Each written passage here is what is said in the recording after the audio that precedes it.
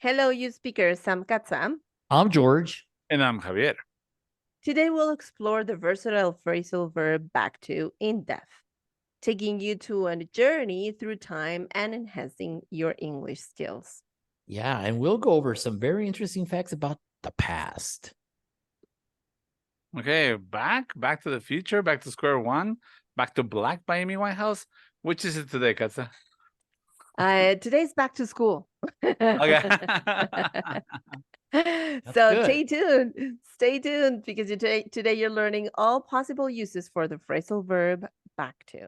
Welcome to another episode of the You Speak English podcast. Thank you for hitting that play button and subscribing to our podcast channel. Remember, you can download the script for this podcast. The link is in the description box below. All right, and phrasal verb of the week. Hey guys, do you know what phrasal verb we use to say that some event has been delayed? Well, we use to put off. Let's use it in a sentence.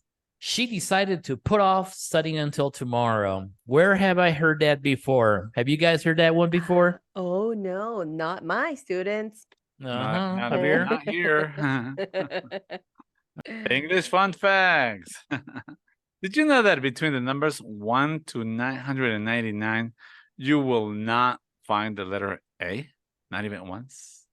So, if you're insomniac and you have already gotten tired of counting sheep, you can give this a try. Oh. So, if I say 90, that doesn't count? 90. Is there a letter A in 90? No, you it's mean an the letter, not the I. sound. Nah. Yeah, I got it. Yeah. Cool, you're right. There is no one. Now There that I is think of it, come not to a think of it, there's single not A. one. I said letter. Yeah, All right. not a single one. Not a single Nice. letter A. Yeah. Not, I don't know why. Who decided this?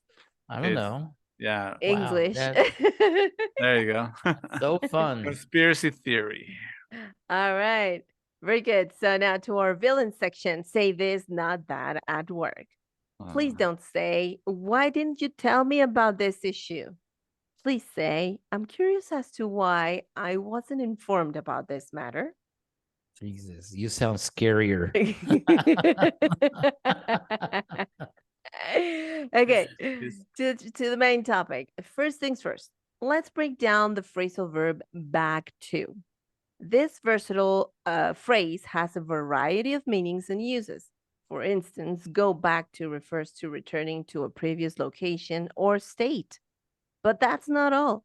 We also use it in the context of revisiting topics, ideas, or even actions. Okay, everyday English now. Phrasal verbs like back to are commonly used in everyday English. Here are a few expressions that you might have encountered. Back to square one. We've all been there. When things don't go as planned, we find ourselves back to square one, starting over from the beginning. It's a phrase that captures that sense of needing a fresh start. Get back to. When you promise to get back to someone, you're assuring them that you'll reply or provide more information later. It's a way to keep conversation flowing. Yeah. All right. So if somebody says, Javier, whenever somebody, answers an email, and they put, I'll get back to you on that, that means that they're going to return with that or something like that? Can I get back to you on that one, George? Yeah. Not sure. I see what you did there. All right. Okay, good. So, fun facts about back to. Hey, did you know the expression back to the drawing board originated from engineers and designers? When a plan failed, they would literally return to their drawing boards to create new designs. Yes, guys, there was a time when engineers didn't use laptops. They used basically tables or boards, and that's where they drew their plans. So, a while ago, Katza said, coined a new one. What was that one, Katza? Let's go back to the Mac. Back to the Mac. I think So if that's they're counting it like back to the Excel sheet. Okay, I get it. Back to Coral, or there are other programs. To Coral Draw. Yeah, to Coral Draw, to Illustrator, to exactly. to all those programs they use to do their jobs. All right. Now here's one that okay that is new. All right, is new to me at least, but I've heard it. In some people, and it says back to the salt mines. Flies back to the days when salt mining was an exhausting task. Nowadays, we use it humorously to describe returning to work after a break. Javier, let's get back to work. And Javier, oh man, do we? Do we need to go back to the to the salt salt mines? mine. Yes, sir. All Hurry up. right. Let's get back to work. All right. So applying back to in conversations, let's put our newfound knowledge to the test. Imagine you're catching up with a friend after a vacation. George and Javier will do this role play for us. Pay attention as to how often they use the duo back to. All right. Hey, George, have you seen the new sci-fi movie that just came out? You mean the one with the time travel plot? I'm a big fan of films that play with the concept of going back to, different time eras. Time travel stories always make me wonder about the what ifs of history. I totally get you, man. Time travel can be mind-boggling. Hey, speaking of going back, remember that vintage store we visited downtown last year? Oh, how can I forget, man? I had such a blast checking out those retro clothes and accessories.